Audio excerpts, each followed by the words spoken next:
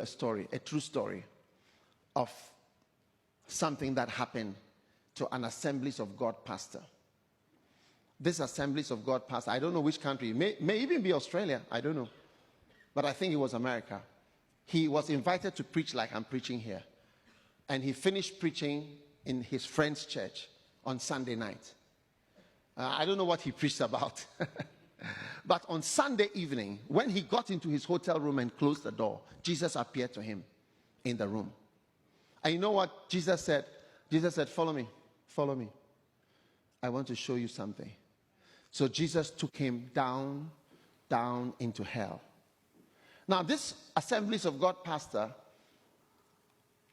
was amazed when he saw hell. People wailing, screaming, shouting, dying, crying, weeping. Help me. People suffering. I hear there's a special place for those who don't believe in God and for those who don't believe in the devil. The devil says he likes to have them, those who didn't believe that he is real.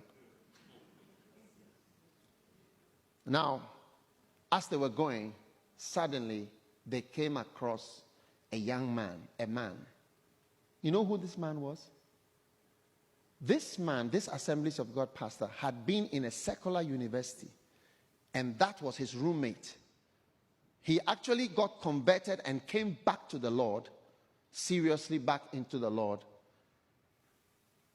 in university. And so he came out and went to Assemblies of God Bible School. And that's how he entered into the ministry. So that was his roommate when he was in school. And when he saw his roommate, he said, "What? What are you doing here?" You know what his roommate told him? Remember, it's Sunday. It's Sunday evening. His roommate told him there was an automobile accident on Friday. And I came here on Friday. I've been here since Friday.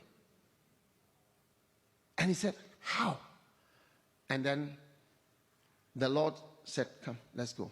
And took him back. Said, "I wanted you to see this." So that was Sunday night.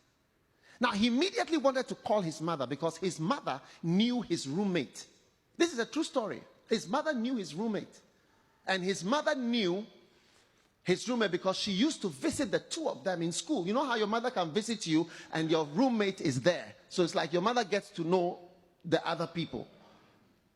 So it was so late on Sunday night that he couldn't call his mother.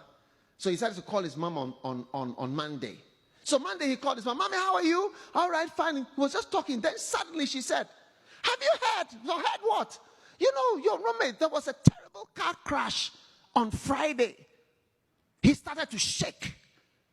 His mother told him, said there was a crash on Friday. And he had been in hell on Sunday and met this boy, this guy, there. And this man said to her, "I came here on Friday. There was an accident. I came here on Friday." He was shaken. And the Lord was showing him. I said, "I don't know what you are preaching about, but I want you to preach about the right thing. Hell is real. There's a real place where people who die and don't know God go straight into. I don't know what the rich man did that made him go straight into hell. But I know he didn't know God. And he was arguing all the time. And he argued even when he was in hell. And tonight I tell you, I don't know who you are, but I want to speak to people who call themselves believers. Christianity is not just a song. It's not just about singing nice songs about how God has loved us. If you knew the cure to cancer and you kept it to yourself, we would only call you a wicked person. If you didn't do all that you could to share with other people how they can be healed and how they could be cured, we would only call you an evil and a wicked person. And when the church of God has this great salvation and we keep it to ourselves and we don't tell the world, we don't sacrifice to warn people, we don't pray for them because they are bound by the god of this world, then we are not good people because we didn't tell them. We didn't tell them about Jesus. There are people who die and go to hell every day. And they wish, they were with you, but you didn't open your mouth. You said, it's not good to push your religion on people. It's not. It's not good to interrupt when people are, it's not good to speak. It's not good to, force. It's not.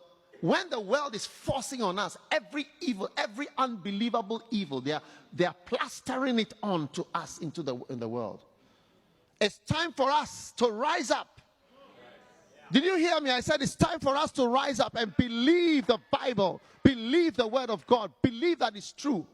Yes, because we are men of faith. You know what Paul said? Paul said when he was about to die, he said, I've kept the faith.